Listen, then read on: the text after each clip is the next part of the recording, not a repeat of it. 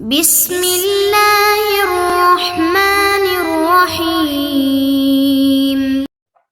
بسم اللہ الرحمن الرحیم. الحمد للہ وکفا وسلام علی عبادہ الذین اصطفیٰ، اما بعد. عزیز طلبہ، فقی قواعد کے دروس کا سلسلہ ہمارا جاری ہے، اور آج کی ہماری جو نشست ہے یہ نشست نمبر 50 ہے. آج کی اس نشست کے اندر ایک بہت ہی اہم قاعدہ ہم پڑھیں گے، اور اس قاعدے کے الفاظ آپ کے سامنے ہیں کہ لا ينکر تغیر الاحکام بتغیر الازمان، کہ زمانے کے بدلنے سے احکام میں تبدیلی کا انکار نہیں کیا جائے گا. لا ينکرو، انکار نہیں کیا جائے گا، تغیر الاحکام، احکام کی تبدیلی کا، بتغیر الازمان، زمانے کی تبدیلی سے. اب اس کے تحت ہم پہلے تو ایک دو لفظ تھوڑے سے ان کی وضاحت دیکھ لیتے ہیں، اس کے بعد پھر قاعدہ کا مفہوم دیکھیں گے. دیگر تعبیرات میں اس طرح کی تعبیرات آپ کو اس کی نظر آئے گی کہ لا ينکر تغیر الاحکام الاجتہادیہ بتغیر الازمان. یہ والی جو تعبیر ہے یہ اصل قاعدے کی تعبیر سے زیادہ بہتر ہے، کیونکہ تمام احکامات جو ہے زمانے کے بدلنے یا عرف اور عادت کے بدلنے سے تبدیل نہیں ہوتے. ہاں، احکام اجتہادیہ ہے تو الگ بات ہے. اسی طرح لزوم تغیر الفتوى عند تغیر العرف، کہ عرف کی تبدیلی کے وقت فتوے کی تبدیلی جو ہے وہ لازم ہے. بہرحال یہ اس طرح کے قواعد مختلف الفاظ میں ملتے ہیں. الفاظ کی وضاحت میں دو لفظ جو ہے وہ قابل وضاحت ہے. ینکرو کا مطلب ہوتا ہے انکار کر دینا، یہاں اس کا مطلب یہ کہ قبول نہ کر دینا اور احکام میں تبدیلی کو نہ ماننا. اور تغیر الازمان کا مطلب ہوتا ہے زمانے کا بدلنا. ازمان کی جمع ہے، اس کا مفرد زمن آتا ہے. یہاں اس سے مراد ہے لوگوں کی عادات اور عرف کا بدل جانا، احوال کا بدل جانا، یہ مراد ہے. زمانہ تو ایک جیسا رہتا ہے، لوگ بدل جاتے ہیں، لوگوں کے احوال اور عادات بدل جاتی ہیں، تو وہ مراد ہے اس سے.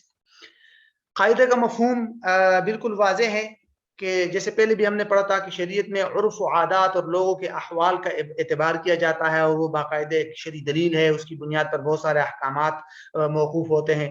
تو شریعت نے ہمیں یہ بھی بتایا ہے کہ جب کچھ احکامات ایسے بھی ہیں کہ جب لوگوں کی عادات کی تبدیل ہو جائے تو وہ احکامات بھی شرعاً تبدیل ہو جاتے ہیں. اور بہت سارے مسائل ایسے ہیں جن کا دار و مدار عرف پر ہوتا ہے. جیسا عرف ہوتا ہے تو اسی طرح احکامات میں تبدیلی بھی ہوگی. اور یہ کوئی انوکھی بات نہیں ہے، یا صرف اس شریعت کے اندر نہیں ہے، یہ تو اللہ رب العزت نے اپنی تشریع اور احکامات کو وضع کرنے کے اندر بھی اس کو ملحوظ رکھا تھا.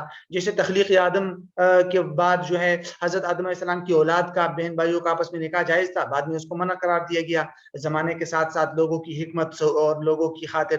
پھر اسی طرح مختلف انبیاء کی شریعتوں میں بھی کچھ فرق بیان کیا، بلکہ خود اس دین اسلام کے اندر بھی پہلے جو ہے ایک جیسا حکم تھا، اور بعد میں لوگوں کے اندر کمزوری اور لوگوں کے اندر کچھ تبدیلیوں کی بنیاد پر الگ الگ احکامات دیے. خود قرآن کے اندر بھی ایک جگہ پر آئے ہیں کہ بھئی 20 آدمیوں کے مقابل میں اگر جو ہے کافر ہو، اگرچہ بہت سارے ہیں لیکن مقابلہ کرنا پڑے گا. لیکن پھر دوسری جگہ اللہ رب العزت فرماتے ہیں یعنی کہ نہیں، اس طرح سورہ انفال کے اندر ہے، اللہ رب العزت فرماتے ہیں کہ ان یکم منکم 20 صابرون یغلبوا 200، یعنی 20 کے مقابل میں 200 تک جو ہے اس کو لڑنے کی زبردستی کی گئی تھی، لینے لازم کیا گیا تھا. لیکن اس کے بعد پھر 100 کے مقابل میں جو ہے وہ 100 صابرۃ یغلبوا 200، یعنی پھر بعد میں اجازت دے دی گئی کہ چونکہ لوگوں میں ضعف آ گیا تو اب جو ہے 100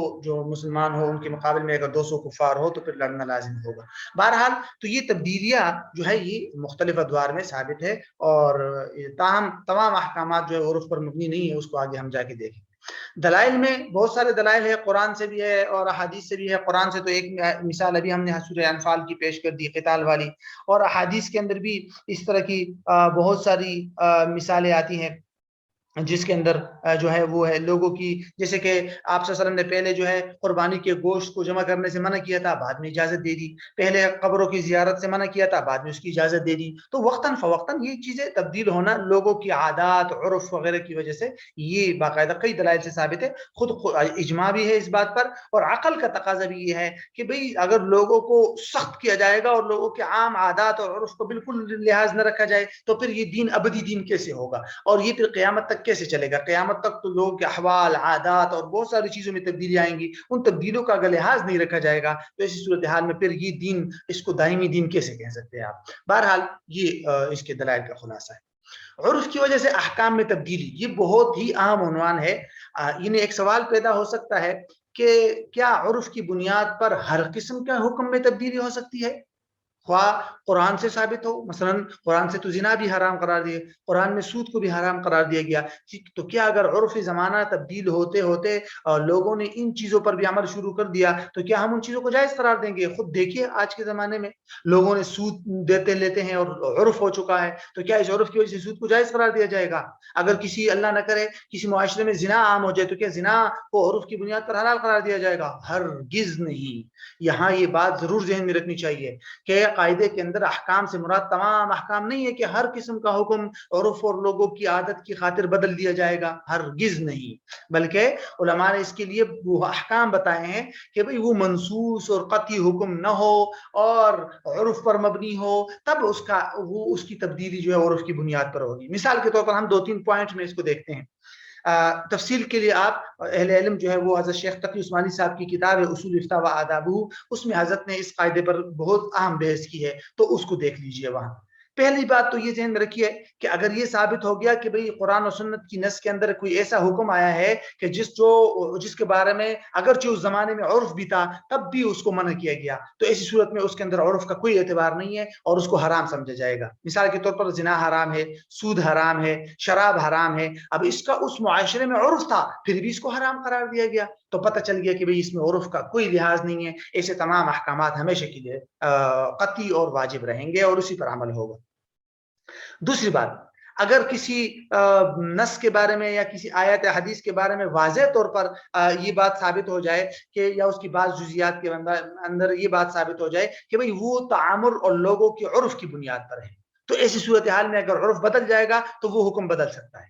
مثال کے طور پر کچھ احادیث میں یہ آتا ہے نا کہ جب کوئی شخص کسی کے باغ کے پاس سے گزرے اور باغ سے پھل گرے ہوئے ہوں تو وہ اٹھا کے کھا سکتا ہے، تو علماء نے لکھا ہے کہ بھئی یہ اس معاشرے کی عرف پر تھا کہ اس معاشرے میں لوگ اس کو برا نہیں سمجھتے تھے، آج کل چونکہ لوگ اس کو برا سمجھتے ہیں، اگر کسی معاشرے میں لوگ برا سمجھتے ہوں تو پھر اس کو اجازت نہیں ہوگی، اور حدیث کے اندر جو اجازت ہے یہ ہمیشہ کے لیے نہیں ہے، یہ اس عرف اور معاشرے پر مبنی تھا، لہذا عرف کے بدلنے سے یہ حکم بدل جائے گا۔ اسی طرح تیسری بات یہ ذہن میں رکھیے کہ اگر یہ بات ثابت ہو جائے کہ ایک حکم جو ہے وہ ایسی علت اور ایسی ریزن پر مبنی ہے جو علت عرف کی وجہ سے بدل گئی تو بھی اس حکم بدل جائے گا۔ مثال کے طور پر فقہا نے پہلے لکھا تھا کہ پانی کی خرید و فروخت ممنوع ہے، لیکن آج کل پانی کی خرید و فروخت کو جائز قرار دیا۔ کیوں؟ اس لیے کہ پانی کی پہلی جو ممانعت تھی خرید و فروخت کی وہ ایک علت پر مبنی تھی، وہ یہ کہ پانی کی مقدار معلوم ہونے کا کوئی آلہ نہیں تھا۔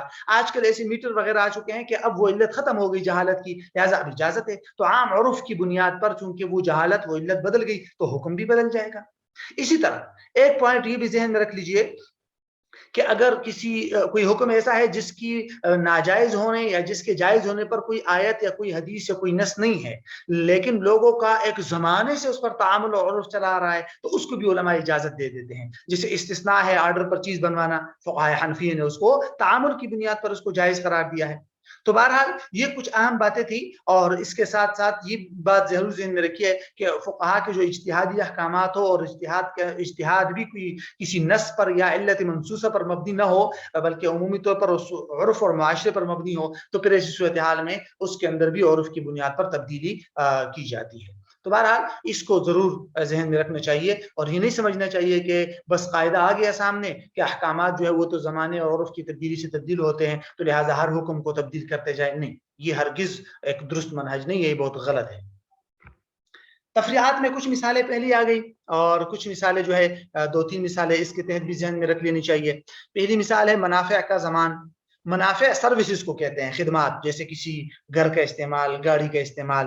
فقہائے حنفیہ نے کا اصل مسلک تو یہ تھا کہ بھئی منافع کا کوئی زمان نہیں ہے، منافع کا زمان یا نقصان کسی پر لازم نہیں ہوگا، یعنی مثال کے طور پر میں نے آپ کی گاڑی غصب کر کے چھین لی اور 1 ہفتے تک اس کو میں نے اپنے لیے استعمال کیا اور واپس ٹھیک ٹھاک بغیر کسی کمی نقصان کے آپ کو گاڑی واپس کر دی۔ اب گاڑی میں تو کوئی خرابی نہیں آئی، اگر خرابی آئی ہو تو الگ بات ہے، اس کا نقصان لیا جائے گا، لیکن یہ پورا ہفتہ میں گاڑی کو استعمال کرتا رہا ہوں، اس کی سروسز میں نے حاصل کی، اس کے منافع میں نے حاصل کیے، کیا اس کے بدلے میرے اوپر کوئی زمان یا نقصان یا پیسے آئیں گے یا نہیں؟ تو فقہائے حنفیہ کا اصل مسلک یہ تھا کہ بھئی یہ اس کا منافع کا زمان نہیں ہے، ہاں البتہ اگر یتیم کی کوئی چیز ہے یا وقف کی کوئی چیز ہے یا ایسی چیز ہے جس کو آپ نے تیار ہی کی کرائے کے لیے کیا ہے اور کمانے کے لیے، جس کو علماء معدل الاستغلال کہتے ہیں، کوئی چیز ایسی ہے جس کو آپ کا اصل مقصد ہی اس کو کرایہ پر دینے کا ہے، تو پھر ان 3 صورتوں کے اندر اس منافع کا ضمان ہے، ورنہ ویسے نہیں ہے۔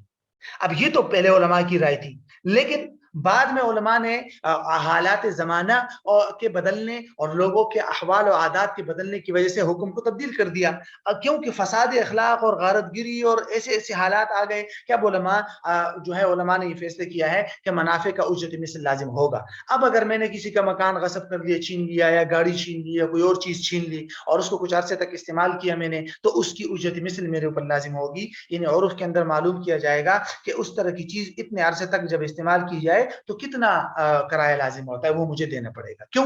معاشرہ بدل گیا عرف اور زمانے کی بدلنے کی وجہ سے۔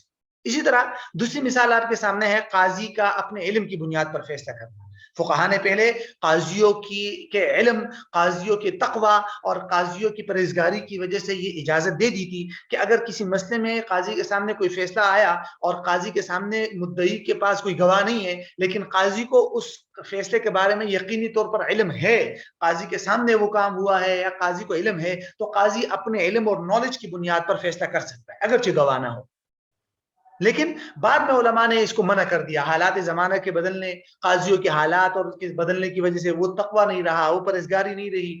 اب لازم کر دیا کہ یا تو مدعی گواہ پیش کرے، اس کے پاس گواہ نہیں ہے تو مدعا علیہ سے قسم لی جائے، تو اسی بنیاد پر فیصلہ ہو سکتا ہے۔ قاضی اپنے علم کی بنیاد پر فیصلہ نہیں کر سکتا۔ اب تو رشوتوں کا بازار گرم ہو چکا ہے، اب تو قاضیوں کا وہ حال نہیں رہا۔ تو ایسی صورت میں چونکہ زمانہ بدل گیا، حالات بدل گئے، لوگ بدل گئے، تو اس بنیاد پر علماء نے فیصلے کو تبدیل کر دیا، کیونکہ وجہ ظاہر ہے۔ اسی طرح اجرت علی الطاعات، یہ پہلے بھی ہم پڑھ چکے ہیں کہ علماء نے پہلے طاعات پر اجرت دینے کو منع کیا تھا، جیسے امامت ہے، اذان ہے، تعلیم قرآن وغیرہ ہے، کیونکہ تو اطاعت ہے، اور طاعات پر اجرت اور تنخواہ لینا جائز نہیں ہے۔ لیکن بعد میں زمانہ بدل گیا، پہلے جو لوگ یہ کام کرتے تھے ائمہ اور علماء، ان کو باقاعدہ حکومت کی طرف سے تنخواہیں مقرر تھی، وظیفے مقرر تھے، تو ان کو کوئی مسئلہ نہیں تھا۔ لیکن بعد میں حالات بدل گئے، حکومت کی طرف سے وظائف اور تنخواہیں ختم ہو گئی، اور ان لوگوں کی بھی فیملی ہے۔ اب اگر وہ لوگ فری میں یہ کام کریں گے، تعلیم قرآن دیں گے اور اس طرح دینی تعلیم دیں گے، اور جو ہے وہ امامت بھی فری میں کریں گے، تو ان کی اپنی فیملی کا جو ان پر نان نفقہ لازم ہے وہ کہاں سے اور کیسے پورا کریں گے؟ یا تو وہاں خلل آئے گا، اور اگر اس میں پڑھیں گے تو یہاں خلل آئے گا۔ تو حالات زمانہ کے بدلنے کی وجہ سے علماء نے اب کچھ چیزوں پر اجازت دے دی ہے، جیسے کہ تعلیمی قرآن، امامت اور تعلیمی دین وغیرہ پر، کہ اس پر ابھی اجرت لینا جائز ہے کیونکہ حالات بدل گئے۔ تو ایسی صورتحال میں علماء نے اس کو فیصلہ بدل دیا زمانے کی تبدیلی کی وجہ سے۔ تو یہ کچھ مثالیں ہیں، ورنہ ایسے آپ کو دسیوں مثالیں مل جائیں گی کہ جس میں علماء نے حالات زمانہ کی بدلنے کی وجہ سے احکامات میں تبدیلی کا حکم دیا ہے۔ تو یہ ایک اہم قاعدہ نمبر 38 بھی ہمارا مکمل ہو گیا، اور نشست نمبر 50 جو ہے وہ ہماری آج مکمل ہوگی۔